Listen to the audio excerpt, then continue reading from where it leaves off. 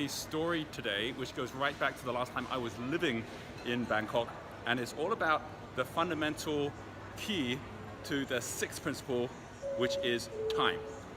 Now this is not just time like the same 24 hours of time where we just kind of like waste each day away. This is how you crystallize time. Money is crystallized time, whether it is cash, which is basically time from the past that actually is turned into cash because you earned it, whether it's capital, which is people giving you money because of the future value of your business, which is your future time. In every one of the cases of where money shows up, it has a relationship to time. And the story I'm going to share with you is the story of when I really understood how Buckminster Fuller's quote, which is like wealth is controlled time, how that is so fundamental to knowing that by slowing down your experience of time, you always are going to end up in such a way that you're going to be able to turn that into money. So how does it work? So when I was living in Bangkok, my parents were here. It was exactly 30 years ago. It's where I started my first business. In fact, it was just back in January when I was videoing my very first video in this series that I actually saw one of my cityscapes. Here's an image of me at the Holiday Inn at the airport, where I saw this 30 years after I built the business and then sold the business. So I'm going to share with you how I got there, like what happened when I was at university 30 years ago. It was exactly 1987, and what I was doing, which led to this business that I started. So basically, I was at the end of my very first year. I was rowing. I really wanted to get into the first of the first crew in the rowing, and I also wanted to be able to make sure that I was going on a trip with my. I'm going to let these guys go by because they're like super loud. Hello, how are you? Hello. So the first thing was I wanted to be able to actually row, and there was a rowing camp which was happening during the summer. I wanted to go on a trip to Greece with my friends after the first year of university, but I didn't have a job. They all had jobs in London, but I was living here at the time, and there was like no one I knew in London to give me a job. And then the third thing was I also had my director of studies who, because I was studying architecture, said you actually need to spend the summer on your portfolio. You've got to actually put more pictures in your portfolio because you don't have enough in there. You're not going to pass unless you do that. So I'm like, how do I actually do all of this? How do I make sure that I can actually go rowing? How do I make sure that I can make money? How do I make sure that I can go out there and fill up my portfolio? And I was sitting there in the pub at the end of my first year, and I just sat down after a friend said, well, why don't you just try and make it one big question instead of having all these different questions? And I just asked myself the question, how could I make the money to go to Greece while being on my rowing camp, which obviously means I'm in Cambridge, and at the same time fill up my portfolio? And the answer was to sit on the street and actually do my drawings. Here's an image of me the very, very first time. This was with Renata, who was my girlfriend at the time, became my wife, and I was sitting on the streets basically just doing a drawing every day. I did the drawing in black and white so I could photocopy it. I then went down to the Quick photocopier where I could actually photocopy for like 10 pence. I then went to Sainsbury's, made it the right size so I can put a freezer bag around it, and then I actually put up the sign which said one picture for £2 or 3 pictures for £5. And I sat down the first day and I thought, I wonder what will happen. Well, as it turned out, after that first day, I actually ended up with about £50. And I thought, wow, that's pretty amazing. That's about half what one of my friends would be earning, pardon me, for the whole week. And I did that within one day. So the next day I thought, well, is there a way that I could actually double this? So I started tracking time. I started saying, well, maybe there's certain times of the day when there are going to be more people who are going to be buying from me, and if I understand that, I can maximize those times of the day. That was kind of the way my mind was working. So what I did was I started tracking every hour how much I was making, and I found something really interesting, which was while on the first day it was all very random. On the second day, it wasn't about the hours, it was about what I was doing during those hours. When people stopped, then more people bought. They slowed down. And so I thought, well, I've got to find ways to slow people down. So I started asking people for the time. Oh, excuse me, what's the time right now? And then they stop and they'll go, oh, here's the time. And it slowed people down a little bit, but not a lot.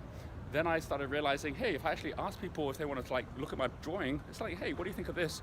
Let's stop for longer. And if I ask kids, then you'd have a family of 4 or 5 who would actually stop. And then everyone would stop. It's like, what's going on here? And then people would see what I was doing, and then people would ask questions, and then they'd buy.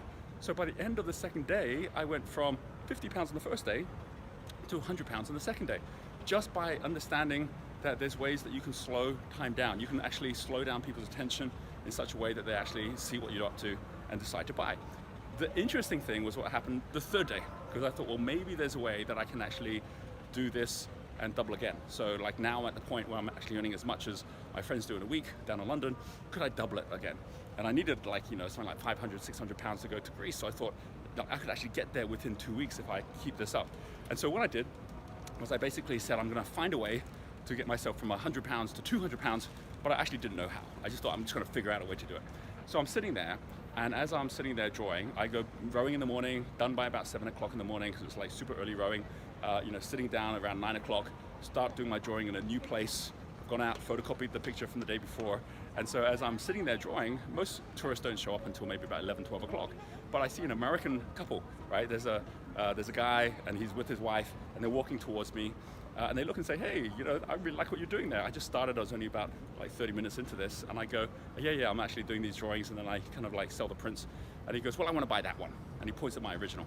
And I'm like, no, I'm not actually, I'm not selling the original. And he goes, oh, come on, everything's got a price. How much is it?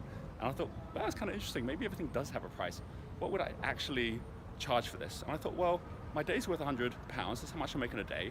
If I sold this original to him for 100 pounds, I'd get my day back, right? So wealth is controlled time. It's like I can crystallize time and get it ahead of time. So I said 100 pounds.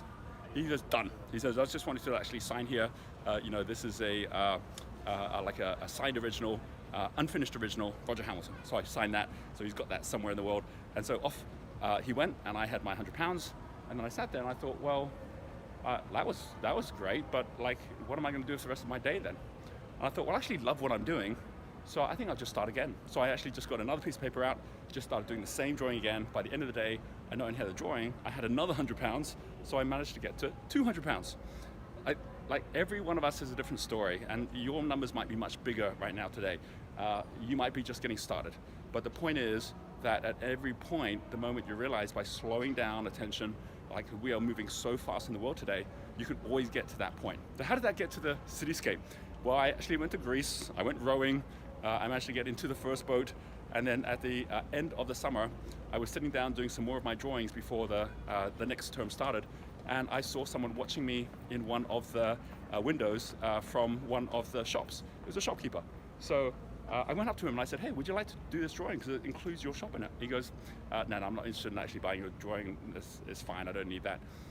When you've slowed time down enough that you're in a conversation with somebody and they're actually interested, but they're not buying from you, ask them the question. I just did this intuitively at the time. I just said, well, if that's not valuable to you, what would be? And he says, well, you're a student. I need to get to students, right? I'm selling like blazers for students. If you can find a way for me to do that, I'd be happy.